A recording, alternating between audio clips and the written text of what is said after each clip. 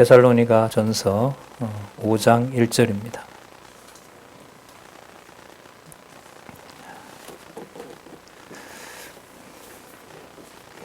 제가 읽겠습니다. 형제들아, 때와 시기에 관하여는 너희에게 쓸 것이 없음은 주의 날이 밤에 도적같이 이를 줄을 너희 자신이 자세히 알미라. 저희가 평안하다 안전하다 할 그때에 잉태된 여자에게 해상 고통이 이름과 같이 멸망이 호련히 저희에게 이르리니 결단코 피하지 못하리라. 일단 3절까지 먼저 봤습니다.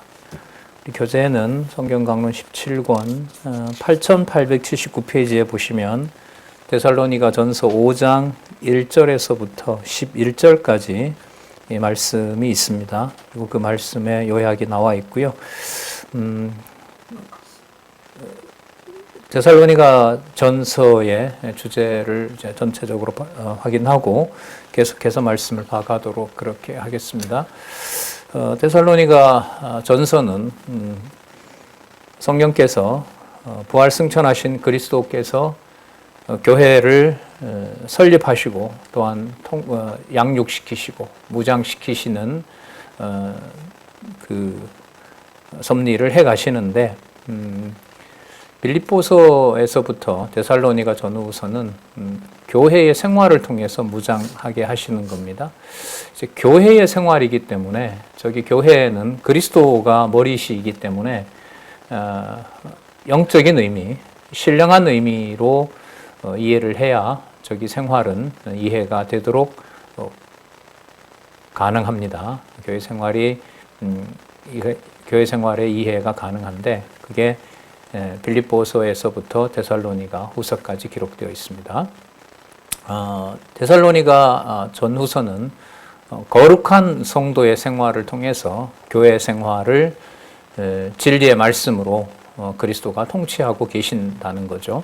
그걸 지금 보여주고 있고요. 데살로니가 전서는 그 중에서도 거룩한 생활의 요소가 무엇인지를 세 가지로 알려주고 있습니다. 믿음의 행위로, 그 다음에 사랑의 수고로, 소망의 인내로. 저 개념이 바로 성경에 나오는 개념이죠. 서론에 나옵니다. 1장 초두에 나오는데 지금 이 성경 신학의 저자는 데살로니가 전서를 그 말씀을 가지고 세 부분으로 단락을 나누어서 설명을 하고 있습니다. 지금 읽었던 말씀은 4장 13절부터 5장 28절까지에 나타난 소망의 인내로 생활하게 하시는 진리의 말씀입니다. 지난 시간에 죽은 자의 부활 및 예수의 재림에 대한 소망으로 생활하게 하는 부분에 좀 중요하게 강조했던 것은 하나님 아버지와 주 예수 그리스도의 강림이 같이 그려진다고 하는 거죠. 그 말은 우리가 소망의 인내를 가지고 있다는 것이 단지 예수님이 오신다라는 그런 의미 이상으로 아버지 하나님과 주 예수 그리스도가 이 땅에 창세전 언약하신 그 비밀의 경륜을 이 땅에 계시하기 위한 사건이라는 거고요. 그것을 어떤 방법으로 언제 어떤 모양으로 보여주시느냐라고 하는 것을 또한 성경에서 알려주고 있습니다. 어디까지는 분명히 알려주시고 어떤 부분은 이제 정해놓지 우리가 인간들이 알 수 없도록 그렇게 해놓은 말씀을 우리가 살펴볼 텐데 당장 5장 1절에서부터 11절을 보시면은 형제들아 지체들이죠. 말씀을 받아들이는 바로 그 지체들을 형제라고 부르고요. 때와 시기에 관하여는 너희에게 쓸 것이 없다고 얘기합니다. 그것은 이미 알려줬기 때문에 그럼 이 말은 알려줬는데도 언제 오느냐? 또 어떤 모양으로 오느냐? 이 때와 시기라고 하는 것은 이 때라고 하는 건 언제 온단 말이냐? 언제? 뭐 연말에 오냐? 뭐 연초에 오냐? 그 날짜를 특정하는 게 이제 때인 거라면 이 시기는 그럼 어떤 시대에 어떤 정황일 때 오느냐? 뭐 예를 들면 어떤 전쟁이 날 때 오느냐?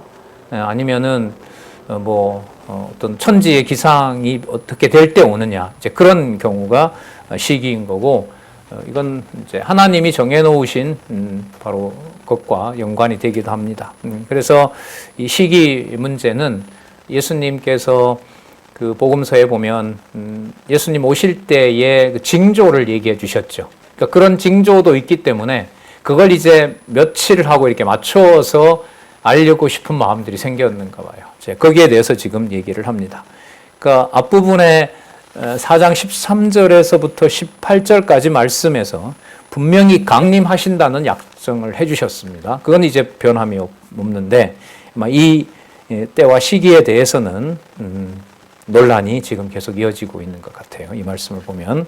자, 그러면서 이제 2절에 또 재밌는 말씀이 나오는데 이 주가 여호와입니다.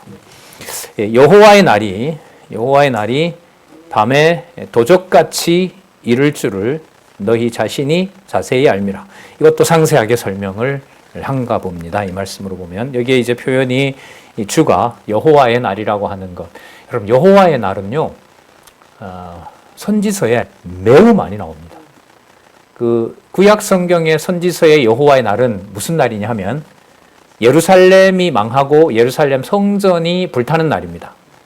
그러니까 예레미야의 1차, 2차, 3차 애굽에 도망간 자들까지 잡아서 이제 다 그야말로 죽이잖아요. 그 사륙하는 것은 그런 의미에서 보면 4차까지 이어진다고 할 수가 있겠죠. 3차 멸망당하고 또 도망가고 바로 그게 여호와의 날입니다.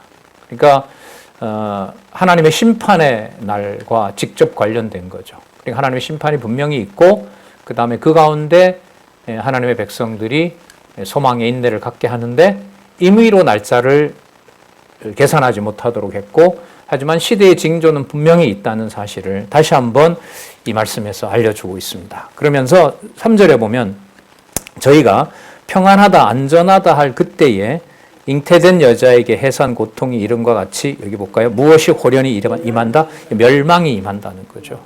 멸망이 임한다는 거예요. 결탄고 피하지 못한다라고 얘기합니다. 또 다시 얘기합니다. 형제들아 너희는 어두움에 있지 아니하매. 그러면 이때 어두움은 낮의 반대인 밤의 어두움 이런 걸 말하는 게 아니죠. 주의 날이 분명하게 있고 그 심판의 날이 있다는 겁니다. 그리고 거기에 대해서 특정한 날이 무엇인지 모르기 때문에 지금 데살로니가 교회 상황이 매우 안 좋다 그랬죠. 연보를 도둑질하는 자부터 시작해서 잘못된 이 종말론이 퍼져 있기도 하고 환난과 긍휼과 궁핍 가운데 있는 이 상황에서 그리스도의 재림을 기다리면서 사는 것, 여호와의 심판 날을 기다리면서 사는 것은 매우 힘든 상황인 겁니다. 어두움에 있지 아니하 그날이 도적같이 너희에게 임하지 못하리니. 자, 어둠에 있지 않기 때문에 도적같이 임하지 않는다라는 말은 아까 보시면 평안하다라고 하고 안전하다 할 그때에 오신다고 하잖아요. 이 말은 이 지상의 삶이 전부 다 대부분 모든 사람들에게 어떻다. 이만하면 살만하다. 괜찮다.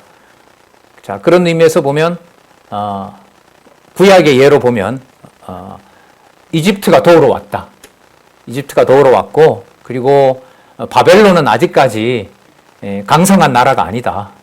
아수르의 세력이 아직도 강하고 그 다음에 당시에 애굽이 강대국이 되었거든요. 그러니까 예레미야 우리 공부했지만은 어디를 의지하자. 애굽을 의지하자. 애굽만 잘 믿으면 의존을 잘하면 될 것이다. 그래서 사람들이 이만하면 됐다라고 여길 때 하나님이 갑자기 느부갓네살이 느부갓네살이 정복 전쟁의 그 승리를 하죠. 그야말로 졸지의 그 전쟁이 시작이 되거든요. 그래서 이제 예루살렘을 이제 초토화시키는 일이 벌어지는데 마찬가지로 하나님의 말씀을 읽지 않으면 지금 사람들은 다 살만한 세상이라고 하고 이만하면 천국이 이 땅에 도래했다고 여기는 상황이에요. 자, 그런데 진리의 말씀을 아는 자들이 보면 이거는 세상이 말하는 안전함과 세상에서 요구하는 것이 실현되는 것이지 그리스도의 심판이 임하고 있다는 거죠. 여러분, 소돔과 고모라가 졸지에 망하잖아요. 하지만 인간들이 환락을 누리기에는 더없이 좋은 환경이었단 말이죠. 그러니까 주 예수 그리스도의 몸된 교회에서 이 환란을 당하고 있는 궁핍함에 시달리고 있는 데살로니가 교회 성도들 입장에서 보면 두 가지 마음이겠죠. 너무 힘들기 때문에 빨리 누가 왔으면 좋겠고 그리스도가 왔으면 좋겠고, 하지만 그 날은 우리가 원하는 대로 있는 게 아니고, 그리고 지금 보내온 편지에 의하면 사람들이 다 살만하다고 할 때에 온다는 거예요. 그 말은 누구 없이 살만하다고 할 때? 하나님 없이, 그리스도 없이. 왜냐하면 그게 어두움이기 때문에. 그렇다면 어두움은 누가 통치한다는 것을 잃어버리는 거죠? 그렇죠. 그리스도가 통치한다는 사실을 부정하는 그런 세대가 어두움의 시대입니다. 종교는 다 자기의 어떤 욕망을 채우는 수단이 되는 거고요. 그래서 우리가 가장 염려하는 것 중에 하나가 내가 배운 말씀이 어떤 나의 어떤 사적인 어떤 이익이라든지 내 평온함에서 그냥 게으르고 나태하게 될까봐 우리가 사실 인간적으로 염려를 하죠. 물론 이제 인간적인 염려가 맞는 게 하나님께서 자기 백성들에게 말씀을 깨닫게 하시기 위해서 하나님이 또 상상할 수 없는 또 시련과 고난을 준비하고 있기 때문에, 자, 어쨌든 형제들에게는 그날이 도적같이 임하지 못한다고 합니다. 진리의 말씀 아래 거하면 그 징조를 그리스도가 보여주셨기 때문에 그리스도가 오실만 하는 때가 가까이 오는구나라는 걸 알게 되겠죠. 그러니까 말씀 안에 거하는 길밖에 없습니다. 그래서 5절입니다. 너희는 다 형제들이 누구라고 그래요? 빛의 아들이고 또 낮의 아들이라고 말합니다. 요한복음 12장에 가면 예수님께서 나는 지금 낮에 일한다. 그때 그 낮이 대낮이 아니잖아요. 그렇죠. 생명의 말씀을 아버지로부터 받은 그대로 그 순서가 아버지의 뜻대로 되는 겁니다. 인간적으로 보면 십자가에 달리시는 날이 안 왔으면 좋겠거나 좀 피할 만한 상황이 되면 좋겠는데, 이게 만천하에 다 드러나고 유대인들이라는 이 동족들이 다 배신하고 로마 권력까지 합세하고 제자들은 또 어떻게 하고 다 배신한 그 상황으로 하나님이 그때를 정해놨다고 하는 것은 그리스도로서는 인간적으로 견디기가 힘들죠. 하지만 하나님의 뜻이 이루어지는 그 자리는 지금 여기 있는 대로 바로 그 믿어지는 그 상황은 당신이 그야말로 빛의 아들이고 또 낮의 아들이 되시는 거잖아요. 자, 지금 그걸 여기서 말씀을 하고 있습니다. 그러니까 말씀 안에 있지 않으면 이것은 바로 이제 어두움의 자식인 거죠. 어둠의 자식이 되는 거고, 바로 밤의 아들이 되는 거고요. 우리가 밤이나 어두움에 속하지 아니하나니, 6절 보겠습니다. 그러므로 우리는 다른 이들과 같이 자지 말고, 이것도 영적인 의미죠. 자지 않는 것은 바울이 보내고 또 사도들이 보냈던 편지를 보며 거기에 진리 안에 거하는 겁니다. 자지 말고 오직 깨어 근신할지라. 그러니까 이 말 속에는 또 잘못된 종말론을 따라가지 말고, 궁핍과 환난과 고난과 고통 가운데서 스스로 벌어서 연보를 모아놓고 탈취해 가고 남겨놓은 것으로 고아나 과부를 또 챙겨야 되는, 바로 그 삶을 살아가는 것이 소망의 인내를 가지고 살아가는 어떤 삶이냐 하면 거룩한 생활이 된다는 겁니다. 그러니까 구별된 삶이라는 게 종말론하고 붙으면, 그리스도의 종말론하고 붙게 되면은 인간적으로 말하면 고생을 좀 덜 할 수 있는 걸 말하는 걸까요? 아니면은 더 해야만 되는 상황을 말하는 걸까요? 그래서 지금 이걸 쓰고 있는 거거든요. 이 5장을 쓰고 좀 이렇게 어느 정도 마무리가 되면 좋은데 이게 더 안 됩니다. 더 악화가 돼요. 그래서 재림에 관한 더 분명한 얘기를 데살로니가 후서에 가서 더 상세하게 말합니다. 그 말은 사건으로 보면 진정이 안 됐다는 걸 얘기하거든요. 진정은 안 됐지만 누가 오시고 어떻게 오시는지 하나님의 말씀은 더 뭐 할까요? 분명해지는 거죠. 그러니까 사람의 경우가 사람의 기준으로 좋지 않은 상황이 교회에 벌어졌다고 하는 것은, 이거는 이 경우로 봤을 때 누구의 능력과 누구의 약속에 의존하는 기회가 되도록 할까요? 하나님의 작정과 하나님의 주권에 의존하도록 하는 바로 계기가 된다는 거죠. 이럴 때 그 말씀이 기억나지 않으면은 참 그야말로 매우 안타깝고 진짜 견딜 수가 없는 거죠. 자, 계속 보겠습니다. 7절에 자, 자는 자들은 밤에 자고 취하는 자들은 밤에 취하되, 영적인 의미입니다. 자, 하나님의 말씀을 도외시하고 바울의 어떤 이 권면을 받아들이지 않는 자들, 자는 자들은 밤에 자고 취하는 자들은 밤에 취하니. 그러니까 어두움에 일을 한다는 거예요. 그러면 우리는 낮에 속하나니, 자, 낮에 속한 게 어떤 건가 한번 볼까요? 뭐하여? 근신해요. 근신한다는 건 그 육의 소욕으로 교회의 그 진리의 말씀도 왜곡할 뿐만 아니라 이 상황으로 보면 연보에 대해서 탐을 내는 바로 그 일에 대해서 못하겠다고 손을 놓는 게 아니라 이것이라도 가지고 그 고아들이라든지 그 방랑자들이라든지 이런 분들을 챙기고자 하는 거죠. 자, 거기에 이제 근신하는 거고요. 삼가 자기 욕망을 채우지 않는 것이니까 이게 힘든 거죠. 그러니까 이게. 그 다음 볼까요? 믿음과 사랑의 흉배를 붙이고, 에베소서 6장 11절 전신갑주에서 나왔던 말씀하고 비슷하지요. 그러니까 믿음과 사랑의 흉배를 붙이고, 이런 가슴에 심장이 있는 거잖아요. 그죠? 거기에 그리스도의 안에 있는 믿음과 또 사랑, 믿음과 사랑은 뭐 아주 중요한 은사지 않습니까? 그러니까 이 믿음이 재림하고 연관이 되면은요, 이 땅에서 몸은 그야말로 고난 가운데 있는 것이지만 소망은 누구 안에 있는 걸까요? 그리스도의 재림과 심판을 기다리는 마음으로 되는 거예요. 그게 재림과 믿음의 관계라고 할 수 있습니다. 뿐만 아니라 여기에 하나님이 자기 백성을 사랑하는 마음이 거기에 있다는 거죠. 그러니까 그게 어떻게 드러나요? 이게 무슨 도움이 되겠냐라고 할 정도로 아주 열악한 상황에서 그것으로 누구를 챙겨요? 신앙 동력자, 약한 자를 챙깁니다. 그럼 하나님의 사랑이 누구 사랑하고 일치가 되는 거예요?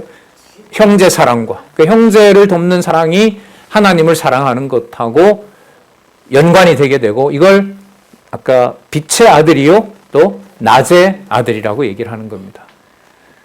자, 이 종말론이 필요한 상황과 그 세상 심판을 얘기하면서 하나님의 자녀인 것을 확정하는 데 있어서 역사적으로 보면 이게 진짜 말씀에 투철하지 않으면 거의 넘어갑니다. 우리나라도 1999년에 왜 시한부 종말론으로 진짜 온 나라가 난리가 났었죠. 예, 뭐 애들 나가버리고 부인이 떠나버리고 남편도 어디 간지 찾을 수도 없고 그 모여서 이제 예수님 오신다고 하지 않았습니까? 그러니까 말씀을 몰랐을 때, 그러니까 종말에 대한 잘못된 신앙을 갖게 되면 그 시한부 종말론 같은 일도 벌어지게 되고요. 또 이게 신앙의 바탕을 뒀느냐라는 문제와 연관을 지게 되면 진리 안에 있는 이 재림에 대한 소망을 간직하는 것은 일반 종교가 막연히 기다리는, 여기에 힘든 것은 나중에 어디에 가서 보상받는다? 내세에 가서 보상받는다. 이것하고 다르단 말이죠. 그러니까 이게 사람이 선택할 수 있는 게 아니에요. 네. 말이 그냥 소망의 인내를 가지고 종말론적인 신앙을 갖는다라고 하는데 온몸이 현재 고난이 오잖아요. 그럼 이 몸은 이걸 견디면 나에게 뭔가 보상이 온다라는 것은 가르치지 않아도 알아요. 이 몸은 알거든요. 그럼 그 신앙이 진리 안에서 믿음으로 하나님에 대한 사랑으로 견딜 수 있느냐 없느냐는 것은 데살로니가 전후서를 보낸 이 말씀을 빼고는 생각을 할 수 있을까요? 없어요. 그래서 이 말씀은 절대적인 거예요. 예. 자, 계속 보겠습니다. 구원의 소망에 투구를 쓰자. 왜냐하면 이렇게 해도 될 것 같습니다. 하나님이 우리를 뭐 하심은? 세우심은 노하심의 심판에 이르게 하심이 아니요 오직 우리 주 예수 그리스도로 뭐하게 하려 함이라? 구원을 얻게 하신 것이라. 예수 그리스도로 말미암는 구원이라고 하는 것은 그리스도가 장차 오셔서 심판주로 오신다는 사실을 확정해 주는 거죠. 그럼 언제 오시는데요? 어떻게 오시는데요? 그 모든 내용들을 보낸 말씀을 통해서 확인할 수가 있는 겁니다. 10절에 보면 구원을 얻게 하신 것에 대해서 또 설명을 합니다. 예수께서 우리를 위하여 죽으사 우리로 하여금 깨든지 자든지, 깨 있다는 것은 이 세상에 살아있는 거고요. 자는 것은 이미 죽은 경우, 육신의 목숨이 떠난 경우라고 할 수 있습니다. 깨든지 자든지 자기와 함께 살게 하려 하셨느니라. 예수께서 당신과 함께 살도록 하게 하셨다는 겁니다. 그럼 지금은 안 보이잖아요. 그럼 지금 그리스도가 나와 살고 있다는 증거는 뭐가 되죠? 그렇죠. 이 말씀을 하나님의 말씀으로 보느냐, 바울의 글로 보느냐에 따라서 그리스도와 함께 하느냐, 그리스도와 함께 하지 않느냐가 결정이 되는 겁니다. 그리스도와 함께 하지 않게 되면 말씀을 바울의 글로 보게 되고, 바울의 글을 자기에게 손해가 되거나 자기에게 불리한 일이 되면 이 말씀을 읽지 않겠죠. 그러면 누구 안에 있다는 것은 불가능해요? 그리스도 안에, 그리스도와 함께 있다는 것은 불가능한 거죠. 그러니까 말씀 안에서 교제한다는 것은 이거는 진짜 필요 조건입니다. 여기에서부터 출발하지 않으면 교회는 존재할 수가 없도록 해놓으신 겁니다. 11절 그러므로 볼까요? 피차 뭐하고? 여러분 피차 권고한다는 게 피차 가르치는 거예요. 이게 골로새서 3장 16절에 나왔어요. 피차 뭐하며? 가르치며, 이 말씀이 나왔죠. 골로새서 3장 16절에. 그러니까 피차 권고하는 것은 바로 보낸 이 말씀을 서로 알려주는 거죠. 알려주고 묻고 또 들어주고 또 다른 편지 소개하고 하는, 공고하고. 그 다음 보시면 피차 뭘 세워요? 덕을 세워. 이게 집 짓는 거예요. 그러면 요거 딱 합하면 무엇으로 뭘 짓는 거예요? 말씀으로 교회 짓는 거예요. 교회 짓는 거예요. 그 말씀으로 교회 짓는 것이 진리의 말씀에 토대를 주게 되면 올바른 소망의 재림을 기다리는 소망의 인내가 되는 거고요.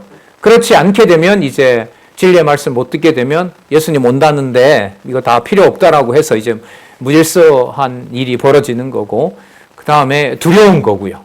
로마는 점점 세력을 모아서 지금 기독교인들을 탄압하려고 하고 있고 또 탄압해오고 있는 그 상황에서 견딜 수가 없는 겁니다.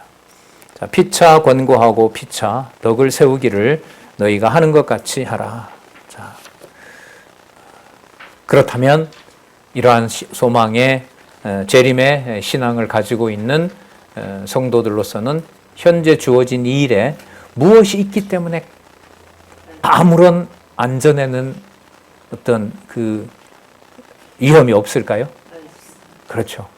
바울이 보낸, 바울을 통해서 기록하게 한 말씀이 있다는 것으로만 지금 있는 상황이 최적의 상황이고 충분한 상황이 되는 겁니다. 그러면 아까 이미 나왔지만은 피차 뭐하고? 권고하고, 자, 피차 덕을 세우는 거, 교회를 세우는 일. 구체적으로는 최소한의 남은 연보가 주 안에서 그 자를 구제하는 일로 가는 거.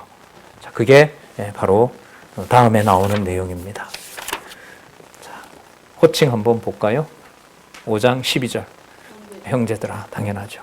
이런 형제들아, 우리가 너희에게 구하노니 너희 가운데서 일단 뭐예요? 수고하고. 그럼 이때 수고가 무엇의 결과예요?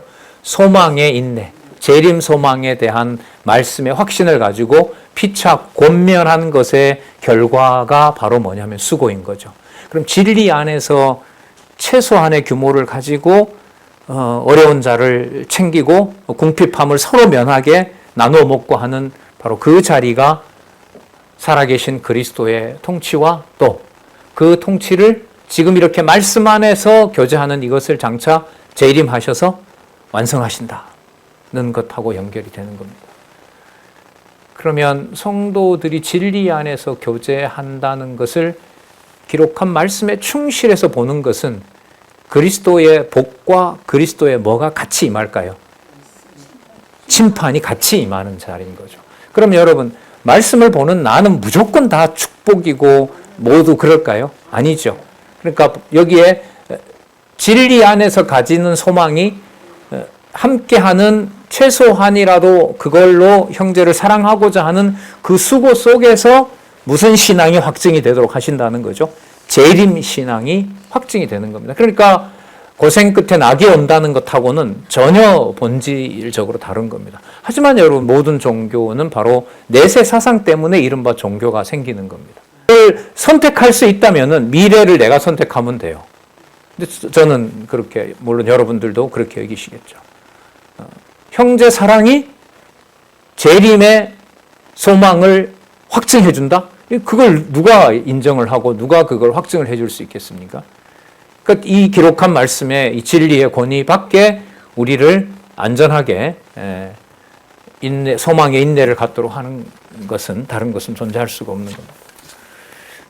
계속 너희 가운데서 뭐하고 수고하고, 그 다음에 잘 보시기 바랍니다. 주 안에서예요. 주 안에서 너희를 뭐하며 다스림. 여러분, 다스리며가요, 다스리는 게 아니고 인도하답니다. 우리 안내한다 그러죠? 바로 이거예요. 안내하는 거예요. 안내하는 거예요. 인도하며라고 바른 성경은 번역하고 있답니다. 인도하며, 우리가 쓰는 용어로 뭐 안내하며, 그 다음 뭐 해요? 권합니다. 그럼 이건 당연히 진리의 말씀으로 안내해 주는 것하고 관계가 됩니다. 그럼 두 가지 다 나왔네요. 진리의 말씀으로 안내하고, 그 다음에 뭐 해주고? 수고하고. 너희가 알고 알아주고, 자, 저희 역사로 말미암아, 자, 저희 역사로 말미암아 뭐 안에서? 사랑 안에서 가장 귀히 여기며, 극진히 존경한다는 거죠. 사랑 안에서 가장 존귀히 여기며 너희끼리 서로 뭐하라? 화목하라, 화평하라 하는 겁니다. 험악한 상황과 어려운 지경에서 진리의 말씀을 안내하는 자가 존재하는 게 좀 작은 일일까요? 엄청 큰 일일까요? 엄청 큰 일이죠. 그 1945년부터 지금 보면 80여 년, 한 70여 년 동안 북한 지하 교회의 존재 방식은, 이어지는 방식은 바로 할아버지 할머니를 통해서 전해지는 것이 유일한 겁니다. 왜? 공적으로 성경을 배울 수 있는 곳이거나 가르칠 수 있는 곳은 없기 때문에. 지금도 어쨌든 10만 단위를 넘는 주의 지체들이 그야말로 남북한이 함께, 그 사람들 말로는 주기도문 같이 외우고 싶고 찬송 같이 부르고 싶은 그날을 이제 학수고대하게 되는데요. 그분들에게 있어서 진리를 전해주는 할아버지 할머니의 가정이 존재한다는 것은 어떤 다른 통로가 없는 거잖아요. 바로 그 상황, 그 가족을 통해서만 진리의 말씀이 전해진다고 보면, 데살로니가 전서에 나타난 데살로니가 교회의 경우와 비교해 본다면은 진리의 말씀을 안내해주고 그걸 풀어주고 해석하는 분이 존재한다는 것은, 자, 그게 아무리 고난을 당하는 상황이라 하더라도 이게 가장 좋고 교회로 보면 가장 귀히 여기는 상황이라고 할 수 있습니까? 그러니까 뭐만 있으면 아무 문제 없는 교회예요? 말씀을 전해주는 자가 있다면 궁핍함이든 환란이든 무엇이든 아무 문제 없는 교회다. 지금 이 말이거든요. 그래요? 네, 맞아요.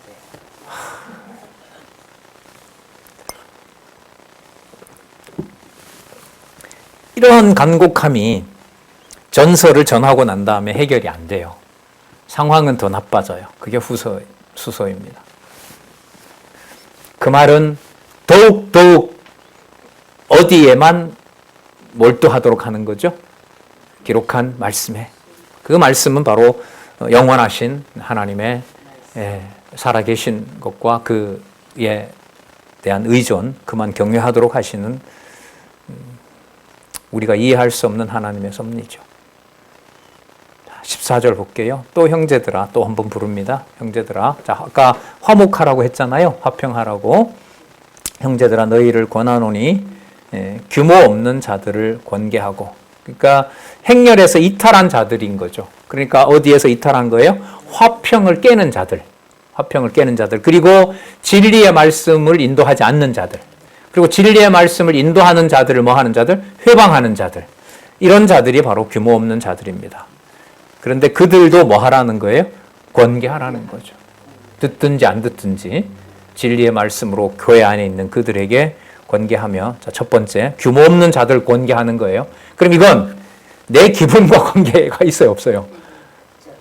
그렇죠. 규모 없으면 화가 나잖아요. 돕고 싶지 않잖아요. 근데 그들에게 무엇을 전하도록 한다는 거예요? 말씀을 전하는 자들이죠. 말씀을 전하는 자들이에요. 그다음 두 번째, 마음이 약한 자들을 뭐하고? 안위하고 평안하게 해준다는 거예요. 우리 집 재산 다 저 사람들이 가져갔어요. 이제 살 곳도 없고 저희들은 어떻게 해야 될지 모르겠어요. 그들에게 안위한다는 게 우리가 있으니 괜찮다라고 하는 걸까요? 아니죠. 뭐는 이미 약속되어 있는 거다.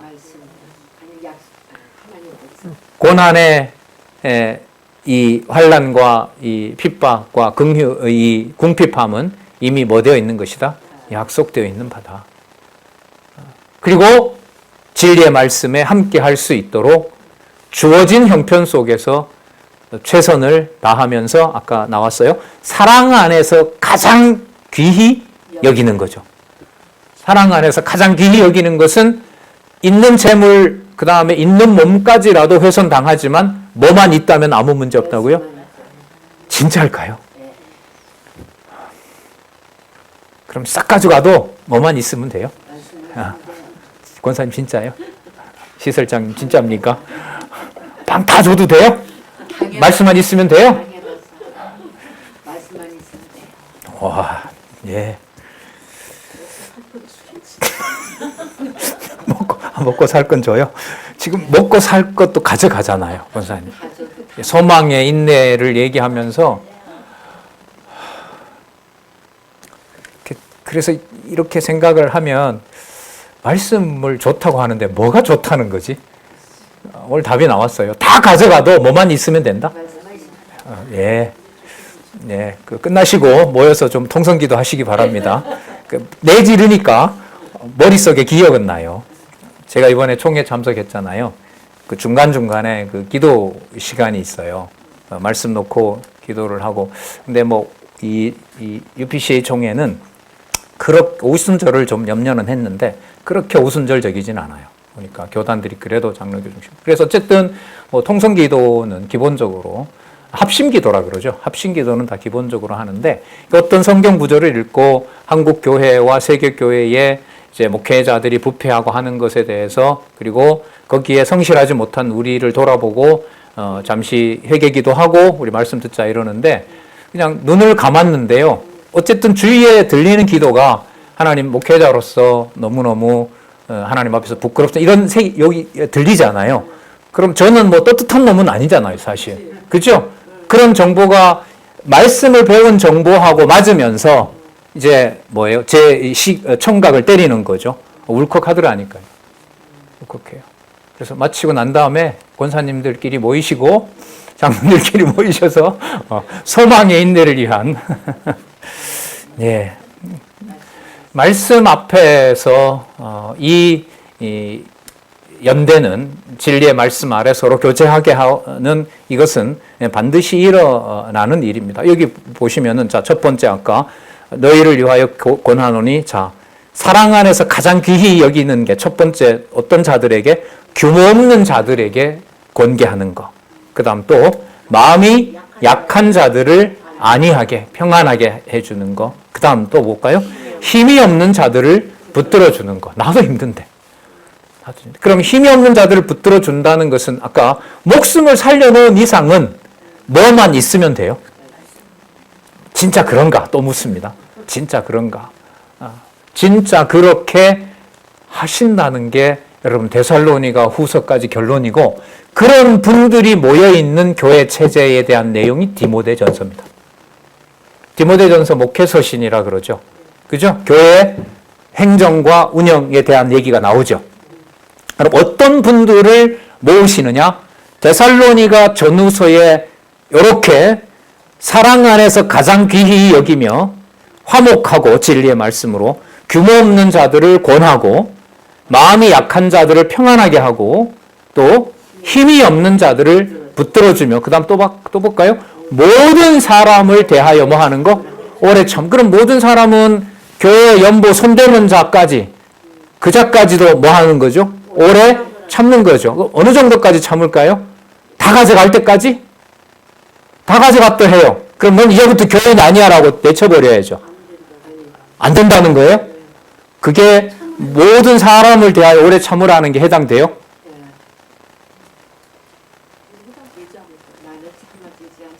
나는 참아지지 않지만, 예, 답이 하나 나왔어요. 나는 참아지지 않지만, 그러니까 여러분, 자, 뭐 지난 우리 화요일에 강론을 제가 했습니다만은, 예, 우리가 데살로니가 전서를 공부하러 왔다. 1번. 데살로니가 전서의 말씀이 우리를 오늘 여기에 불렀다. 몇 번일까요? 2번입니까? 네. 예. 오늘이 주일이니까요. 그래서 여러분 지난번에 얘기했지만 이 신이 죽었다고 하는 이 니체라는 철학자가 바울 서신을 보고 소위 우리말로 뚜껑이 열립니다. 예수가 자유롭게 해놓았던 그 복음을 이렇게 막 어떤 율법보다가 사람을 옴짝달싹 못하게 하고 사람들을 엄청난 율법 아래 자기의 틀 속에 묶어버리려고 하는 자가 바울이었기 때문에 아주 사악하고 나쁜 놈이라고 합니다. 천국을 가공했던 소크라테스하고요, 예수의 가르침을 자기의 그 교리대로 만들어 놓은 사도 바울이 신이 죽었다고 얘기하는 니체가 볼 때 역사상 가장 나쁜 놈 둘이에요. 여러분, 소크라테스가 그 독약 먹고 죽잖아요. 그 사람들을 유혹했다는 이름으로. 한 것 중에 하나가 뭐냐 하면 죽으면 내세가 있다는 거예요. 그런 말을, 그 헬라 사상은 여러분 윤회 사상입니다. 죽으면 그냥 자연 만물이 되고 이런 거예요.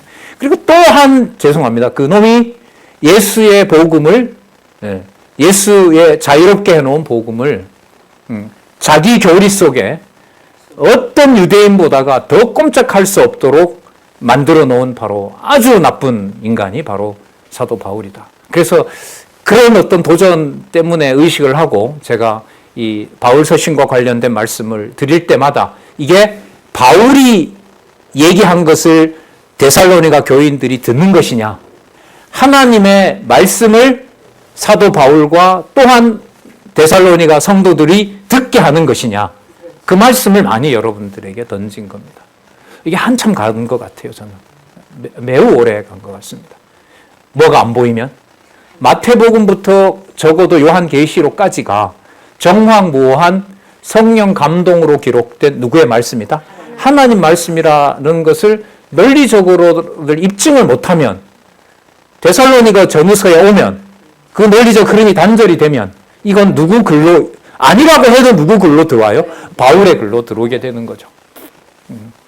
그래서 우리 아까 어떤 원사님이 사람 마음으로는 안 되지만이라고 하는데, 그 말을 다르게 말하면 우리가 데살로니가 전서를 공부하러 온 게 아니고 데살로니가 전서의 말씀의 권위가 우리를 오늘 이 자리에 함께 묶어놓은 거예요. 진리 안에서 교제하도록 묶어놓은 거죠. 그럼 주어가, 신학의 주제가, 신앙생활의 주어가 완전히 하늘과 땅 차이가 되는 겁니다. 누구 주어냐? 누구 주어냐? 사람 주어냐? 하나님 주어냐? 예. 자, 그러면 최소한의 인원으로 힘들게 혼자 견디기도 힘든데 작은 규모라 하더라도 지체를 챙겨주고 그에게 복음을 듣자고 하는 그 권면은 말씀이 부른 거라면 어디에 계신 누구의 통치를 말씀으로 확증하는 거죠? 아버지 우편에 계신 아버지의 뜻을 따라 주 예수 그리스도 통치하는 하늘나라의 성취가 이 땅에 이루어지는 겁니다. 그렇게 놓고 보면 규모가 크다 적다는 건 아무것도 중요하지 않아요. 사람이 많이 모이면 진리인 것처럼 다 필요 없어요. 고민을 조금만 더 해보면 그 전부 다 쓸데없는 얘기가 되거든요. 조금 더 보겠습니다. 삼가 누가 누구에게든지 악으로 악을 갚지 말게 하고 그러면 여러분 악을 악으로 갚는다는 거 막연히 생각하지 마시고요. 앞에 부분을 생각하시면 돼요. 규모 없는 자들한테는 얘기하지 맙시다. 우리 저 자들이 연보를 손을 대는데 뭐하러 저 사람에게까지 복음을 전하려고 접근합니까? 가지 맙시다. 그래서 지금 성경은 뭐라고 얘기를 하냐면 규모 없는 자들을 뭐 하라 그래요? 권면하라는 거거든요. 그러면 권면하도록 하는 것은 악을 악으로 갚지 않는 거고요. 저자들은 우리가 볼 때 아니야 라고 정죄해버리고 저들한테 가지 말자 라고 하는 것은 데살로니가 전서의 말씀을 부정하는 거니까 악을 악으로 갚는 거죠. 그러니까 하나님이 드러낸 악에 대해서 누가 심판하는 거예요? 내가 심판하는 거죠. 그러니까 선이 드러나고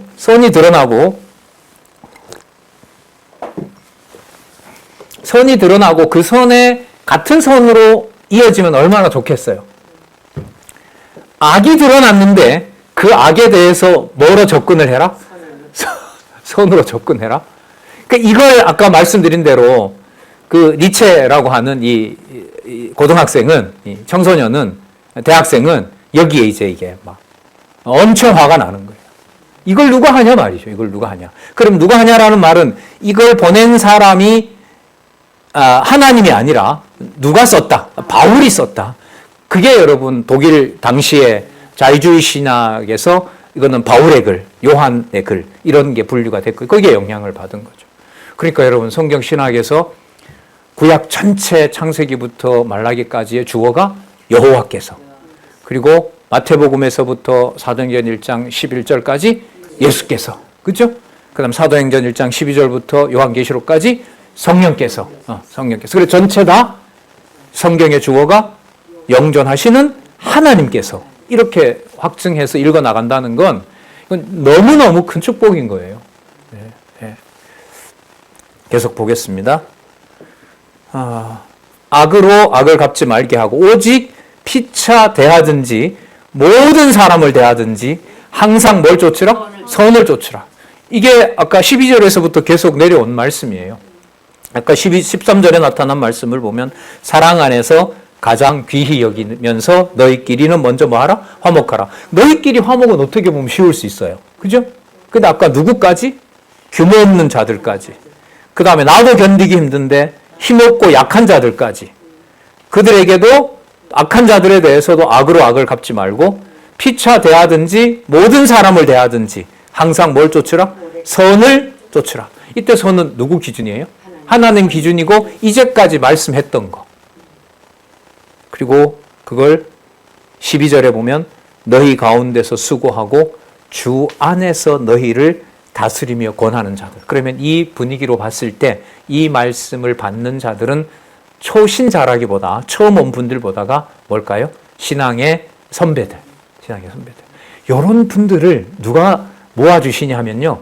하나님이 모아주세요. 무엇을 중심으로? 단합대회해서? 단합대회해서가 아니에요. 무엇으로? 말씀으로 묶어주세요. 그래서 그분들이 모여서 주 예수 그리스도의 몸된 교회를 만들어 가도록 하는 내용이 디모데 전후서에 나오는 겁니다. 따라서 데살로니가 전후서 다음에 디모데 전후서가 준비가 되고 있습니다. 그 다음 너무나 잘 아시는 항상 선을 쫓는 거니까요. 16절 항상 왜 기뻐해요? 아까 우리 답을 냈어요. 어떤 일이 벌어지더라도 누구 편지만 받을 수 있으면 오케이? 바울이 보낸 말씀을 누가 보낸 말씀으로? 하나님이 보낸 말씀으로만 받을 수 있고 그걸 한 사람이라도 듣는 사람이 있으면 아무런 문제가 없는 교회. 그러면 항상 선을 쫓으라고 하는 것은 항상 뭐가 공급되면 아무 문제가 없어요? 읽을 말씀이 있으면 아무 문제가 없어요. 그러면 그건 최소한의 일이 아니라 최고의 일이 늘 있는 거예요. 뭐가 있으면. 그러니까 항상 기뻐하는 거예요. 식당과 거실에 걸려있는 구절하고 전혀 다릅니다. 그래서 항상 기뻐하는 거예요. 이거는 12절부터 읽어와야 돼요. 맞죠? 항상 기뻐해요. 그 다음 볼까요? 쉬지 말고 기도해요. 쉬지 말고 기도하는 것은 아까 우리는 그리스도의 강림을 살펴봤습니다. 그분이 뭐가 되세요? 심판주가 되세요. 그런데 사랑하는 자들, 형제들은 이 땅에 있는 동안 심판을 두려워하지 않게 하세요. 뭘 보내니까? 말씀을 보내니까. 그럼 말씀을 보낸다는 말은 그 말씀을 믿으니까 항상 기뻐하게 되고 그 말씀 따라 그리스도가 오시고 지금 있는 모든 성도들이 이 말씀만 보고 살아가기를 뭐 하는 겁니까? 항상 기도하는 거예요. 진짜 자나깨나. 왜? 내가 기쁘니까. 이 기쁜 진리의 교제 속에 전부 다 함께 오기를 기다리면서 사는 거죠. 보내주는 자 맞이하고 마음에 안 드는 자도 뭐하고 공개하고. 그러니까 어떤 종류의 사람을 보낼지는 우리가 선택하는 게 아니잖아요. 그럼 이때 인간적으로 보면 가장 중요한 게 인간적인 얘기입니다. 내가 진리 안에 있느냐 없느냐가 가장 중요한 지점이겠죠. 그러니까 우리 성경 신학에서 또 우리 교회 동력자 협회 우리 많은 동력자들이 그런 말씀 하잖아요. 다른 사람 안 해도 뭐라고 한다? 혼자라도 하겠다. 그 말씀이 바로 이 의미에서 우리가 이해할 수 있는 개념입니다. 그 다음 또 볼까요? 자, 항상 기도하라. 그 다음에 범사에 감사하라. 그럼 범사에 감사한다는 것은 범사에 뭐가 있기 때문에? 하나님의 말씀이 있기 때문에. 바울의 권면이 하나님의 말씀으로 받아들여지는 거기 때문에. 그러니까 환난과 궁핍 속에 있더라도 그 범사가 진리의 말씀으로 사랑 안에서 어느 누구를 막론하고 모든 사람을 진리의 말씀으로 대할 수 있는 거기 때문에 바로 그 상황은 항상 뭐 할 수 있는 상황이 돼요? 감사한 생활이 돼요. 왜? 누가 통치하니까? 그리스도의 통치를 받고 있는 곳이니까. 그래서 그 다음 말인 거예요. 왜냐하면 이는 누구 안에서? 그리스도 예수 안에서. 그럼 우리가 지금 그리스도 예수 안에 있는 것은 무엇을 가지고 확증해요? 예수님 가셨는데 예수님이 약속대로 보내신 성령께서 문자가 아닌 그것을 누구의 말씀으로? 하나님의 말씀으로, 영생의 말씀으로 받고 있는 바로 이 자리가 바로 그리스도 예수 안에서 너희를 향하신 누구의 뜻이다? 하나님의 뜻이기 때문에 그렇다. 하나님의 정하신 뜻일 뿐만 아니라 하나님께서 그리스도와 약속하셨던 바로 그 약속, 보혜사 성령을 보내시고 그 성령께서 기록하시고 기록한 그 말씀이 더 이상 떠나지 않도록 우리 마음의 신비에 기록했고 신비에 기록한 내용이 무엇인지를 성령께서는 각 나라 언어로 번역하게 해서 기록한 말씀과 내 속에 있는 진리의 영이 그리스도의 영이 하나가 되면서 어디에 있는 몸은 고달프지만 어디에 있는 존재가 된다? 하늘에 있는 존재가 된다. 따라서예요. 따라서 말씀을 다스리는 권하는 자들의 말을 소멸하는 것이 아니라 이것을 누구를 소멸치 말라 그럽니까? 그렇죠. 나오잖아요. 주 예수 그리스도가 나왔어요. 아버지의 뜻도 나왔어요. 또 성령을 소멸치 않는 것. 성령 소멸치 않는 것 말씀인 거예요. 그럼 아까 우리가 던졌던 질문이 맞네요. 어떤 모든 상황과 어떤 규모와 모든 게 다 내 마음에 들지 않는다 하더라도 사랑 안에서 가장 귀히 여길 수 있는 상황은 무엇을 소멸할 수 없는 성령을 소멸할 수 없는 뭐만 있으면 된다? 말씀만 있으면 된다. 우리가 이 성경대로 따라온 겁니다. 그 다음 또 나와요. 20절에 뭘 멸시하지 말며 예언은 여러분 기록한 말씀이에요. 이거는 예언은 기록한 말씀입니다. 그러니까 성령 소멸치 않은 것과 예언을 멸시치 않는 것은 같은 겁니다. 그게 모든 생활을 지배하는 것이 그리스도의 통치인 거예요. 그래서 21절에 범사에 헤아려 뭘 취해요? 좋은 거 답 나왔죠. 뭐만 있으면 돼요? 말씀만 있으면 돼요. 그게 성령을 소멸치 않는 거예요. 범사에 헤아려 좋은 것을 취하고 악은 모든 모양이라도 버리라. 그 악은 앞에 나왔던 반대말. 그러니까 말씀 외에 어떤 다른 액션을 취하는 것은 전부 뭐가 돼요? 악이에요. 그러니까 누구 기준으로 교회를 평가하고 운영해요? 내 기준대로. 하지만 봤을 때 성령을 소멸치 않고 말씀대로 교회를 운영하는 거 우리 스스로가 할 수 있어요? 없어요. 정황으로만 봐도 못해요. 그러나 분명한 사실은 그때나 지금이나 진리의 말씀이 아직까지는 한국 교회에 풍성하다는 거, 더더욱 우리 교회 동력자 협회에 하나님께서 보내주시는 무한한 이 진리의 말씀은 저는 더 어떤 경우보다가도 선명하다는 겁니다. 어떤 열매가 맺히게 되실지 또 하나님이 준비하고 계시리라 봅니다. 수고하셨습니다. 기도하겠습니다. 하나님 아버지 감사합니다.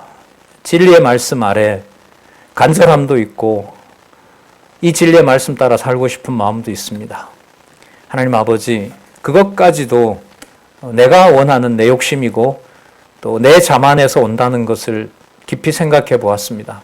간절히 원하옵나니 기록한 말씀 안에 거하도록 무한한 긍휼을 이 시간에 구합니다. 힘든 분들이 있습니다. 교회 상황이 일어날 때마다 낙오하는 분들이 있습니다.